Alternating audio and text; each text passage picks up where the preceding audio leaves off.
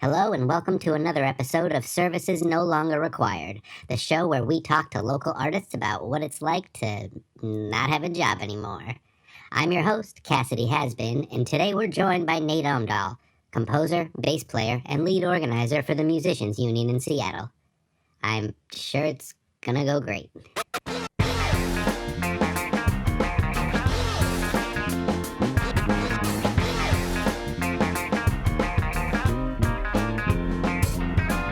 Nate, thanks so much for joining us. My pleasure. So, do you want to tell the folks a little bit about yourself?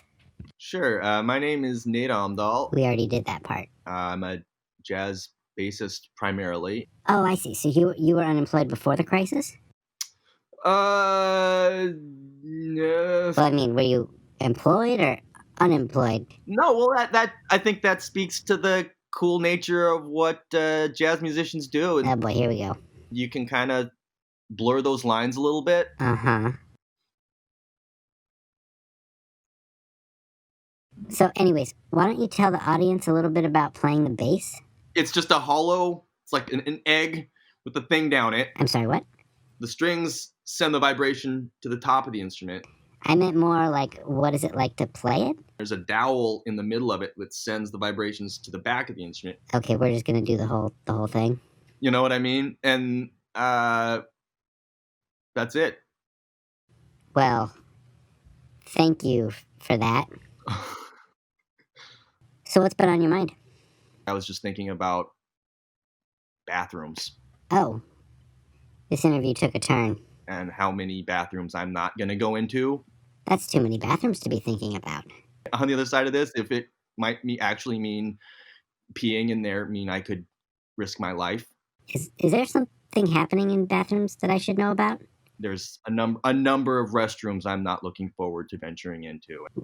What's the number?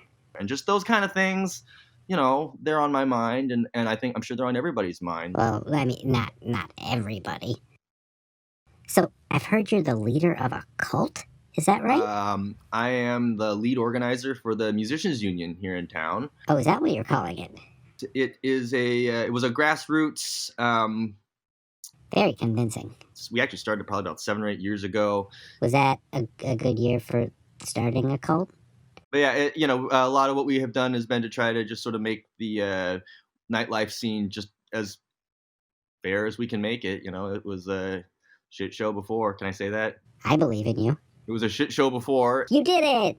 I think it's worth remembering that whatever reopens will probably not be a perfect idyllic scene to go back to, and you know. Well, there's something to look forward to. I think we're going to be okay on the other side of all this as musicians and performers. Who better deal with this? Rich people? Oh, jeez. Like CEOs? Or like stockbrokers or NBA players or programmers, politicians or police officers? Nate, thanks so much for stopping by.